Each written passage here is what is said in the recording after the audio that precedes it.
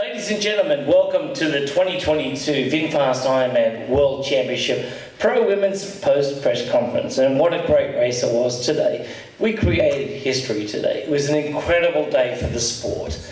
But for the very first time, the women got their opportunity to be on the Queen Kaumano Highway on their own and create their own space, to race each other all the way to the very end, not only in the swim, the bike and the run, but to get stuck into their own ideals. This is cutting technology now that we have provided for you guys to get underway with a new era in triathlon. Would you please put your hands together for our top 5 women?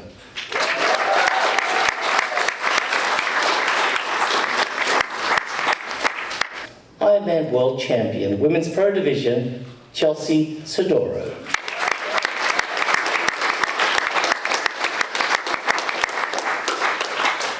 So why don't we go straight over to Chelsea and just ask her about her day and just explain how it went today. You had a fantastic swim, got on the bike riding very tough, and then found yourself in a precarious position there, getting out onto the run, taking it very early, but taking it to the very end. You had that perfect turnover. It was absolutely poetry in motion. Chelsea, explain your day. I'm new at this. That good? Yeah. Okay, cool. That's really good. Well, that means a lot coming from a runner like you, Greg. Thank you. I think that I just had one of those magical days, which is really fortunate with it being my first time out here.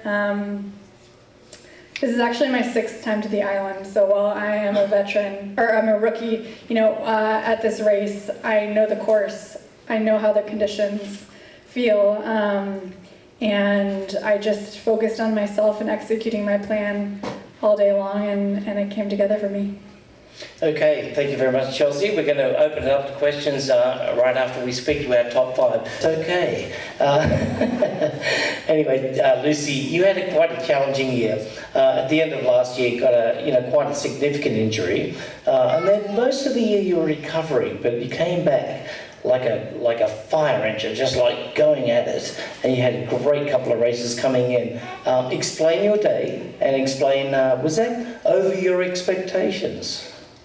Yeah, today definitely exceeded my expectations. I think at the beginning of the year when we found out I had a fracture in my hip, we were told to write off the year by the specialists, and a small part of me really wanted to be here.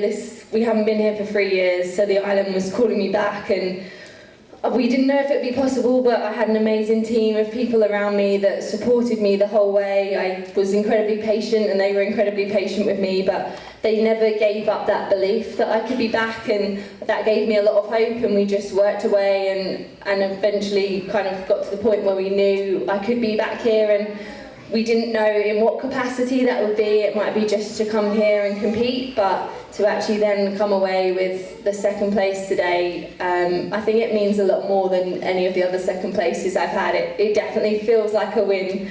And yeah, the day itself is probably actually the strongest I've felt over this distance in terms of a consistent energy throughout the whole day, and yeah, just super happy with the result. Absolutely fantastic. Congratulations. Must be hard, coming back from the injury and everything, but Lucy hasn't raced, she wasn't able to race at the 2021 Intermountain Healthcare Ironman World Championship presented by Utah Sports Commission in May, but she was. What are you laughing at? It's all to take on. I'm very well trained. Right, Luce? Just say yes. Yes. Okay, back to where we were. Let's go over to Anne Haug. Annie, how you doing? I'm tired. Yes, we all are. But anyway, Anna, you had a great race. You really took it to them today on the bike ride. Right behind Daniela, most of the way on the ride, right up until the very end. The last 35 miles is always going to be very tough. But you gave it everything on the run today, but it came up just a little bit short. Yes, I think I burned too much candle on the bike ride. I definitely wanted to try to stick with Daniela. And on the way back from Harvey, it was this downhill section, and I don't think I have the right mass to go downhill very quickly, so I'm a bit light. And then I was for quite a while on my own, and I think I left too much energy on that part, and I felt like I couldn't believe I could run a marathon after that bike ride. So I needed the first 5K to get into it. And yeah, I gave it everything I have, and it was quite mind-torturing to see Lucy all the time, 30 seconds ahead of me, but I absolutely could do nothing against it. That was a bit frustrating. Anne Haug ran a 2:57 today, and there was only 2 ladies that went under 3 hours today. It was pretty brutal at the end, because when they go out and ride so hard, it's pretty hard to run that marathon. Marinda Carfrey holds the record of just over 2 hours and 50 minutes, and we thought it was going to go down today with Chelsea Sodaro, but we also thought that Anne Haug was going to take it as well. All right, well done, Annie, and let's go on to Laura Philipp. Out of anyone, unfortunately, you had a 5-minute penalty at the penalty 10. I think that put your race in a bit of a, on the back seat. What are your thoughts? Yeah, so actually my day started perfectly. I felt very comfortable on the swim. The pace was not too fast, but I saw myself surrounded by Daniela Rief, and also Anne Haug was in that group, so I thought, yeah, that's just great. I will get the chance to ride, especially with Daniela. That was something I was dreaming of. And yeah, so the start of the bike was great. I felt really good. I think we pushed proper power, and yeah, then unfortunately one of the referee ladies decided to give me a 5-minute penalty. She didn't let me know what it was for, but I guess it was that I was drafting in her opinion. That really upset me, to be honest. I had to take it quite early in the bike, I think around 50k. And yeah, 5 minutes can be very long, especially when you feel like you didn't deserve it. And yeah, from that moment on, it was hard to get back into the race rhythm, and of course also the momentum from being in that group and feeling super good was hard to get back to. But yeah, it is a first-time experience for me to be in a mentally challenging situation like this, and I'm proud of myself that I was able to continue, and I continued to push on the bike. I was very lonely out there from that moment on, and the roads do get longer when you're so lonely. Then I think for me it was a bit similar, maybe like for Anne. I think I burned quite a few matches on the bike, and I didn't really have the run legs today. Like I had in Hamburg, for example, where I also pushed hard on the bike, but this course is definitely different. The conditions are different, and I think at the end I made the best out of my situation, so I'm proud to be able to sit here with these fast and strong ladies, and also my huge congratulations to Chelsea, who I was racing in Hamburg as well, and I saw her debut there, and from that moment on I knew like she's the new rising star, so I'm very happy to see her win here today. Please give it up for Laura. That is an absolutely beautiful sportsmanlike words.